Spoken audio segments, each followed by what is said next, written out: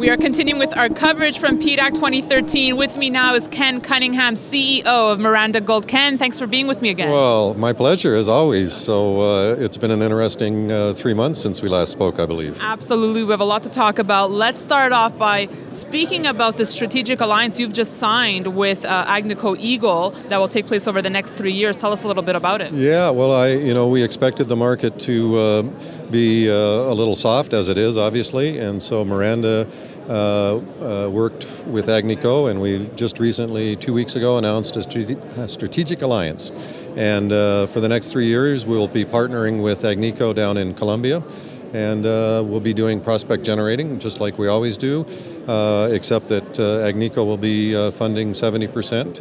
We'll be funding the other 30%, and then, of course, we'll be supplying the technical people, and we have some of our Colombian geologists here at the show with us. So it's a great deal for Miranda, of course, in this kind of market, and we have Agnico then right there in line to do joint ventures on projects we generate, and it's a really good deal for them because they don't have to use their manpower, they don't have to go through the learning curve that we went through for the last 3 years in Colombia, so it's really a nice deal for everyone. So Ken, let me ask you, in this type of market where it just seems it's just impossible to raise capital, is this really the only way to go, is to partner with another powerhouse? Well, it's always been our business model, so this market doesn't affect us. We know the model, and we've been executing on this model for 9 years with joint ventures.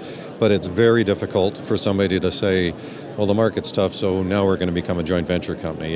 You just don't turn on the light switch and change your business model. But, Miranda did a financing in December. We saw this coming. Sprott Global was the lead of the financing. And we've got over $8 million in our treasury. And, in the past, everyone says, look at management and look at projects. Right. Now what I'm hearing everyone say is look at treasury, make sure that the companies you're investing in can weather the storm. And I think that storm is going to create opportunities for us. So we hopefully will use some of our treasury to pick up assets that unfortunately other companies are unable to hang on to. Ken, am I sensing more optimism from you since the last time we spoke, which was in San Francisco, where you were quite pessimistic about the state of the industry? Well, I was pessimistic about the state of the industry, and I think it's borne itself out. Share prices have come down, investors have left the market, and so companies that have a 3-year treasury like Miranda will be able to take advantage of this kind of situation. But it's a tough time, and I'm hearing that a lot of the companies that are at this show, a lot of the junior resource companies, may not be here next year. Right. And I'm okay with that. I mean, I like we're in the sector to be leaders, and so hopefully. We have a strong following, and that following likes this business model. We're creating opportunity in Colombia with a number of projects and opportunity in Nevada. So, Ken, I was at the BMO Mines and Metals Conference in Florida last week, and one thing I was hearing is that mining CEOs have basically woken up and have realized that they can't spend the way they were spending in the past. As a mining CEO, do you think a lot of mistakes were made?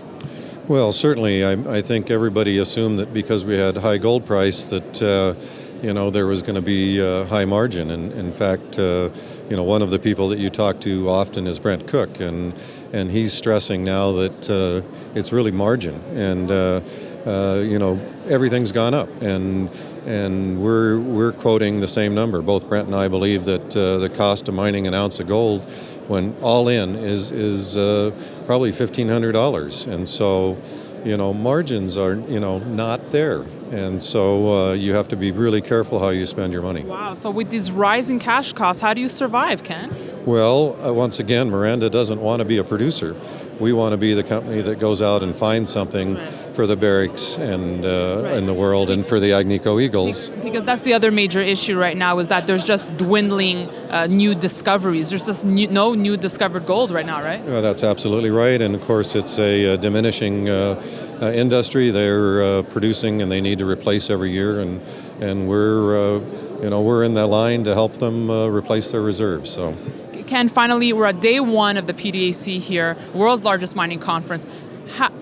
maybe it's too early to tell, but do you sense a change? Is the sentiment different from last year for you? I don't see quite as much excitement, and I would think the numbers might be off a little bit as well. So yes, I think it's we're seeing what it is, and you can't change the market. You can just do what you do and try to do it to perfection. So. Well, Ken, good luck, and thanks for your time today. Thank you very much. Always a pleasure. And thanks for watching our coverage from the PDAC 2013 in Toronto. We'll have more for you on kitco.com. In the meantime, you can email me any comments or questions at newsfeedback@kitco.com. Reporting from Toronto, I'm Daniela Cambone.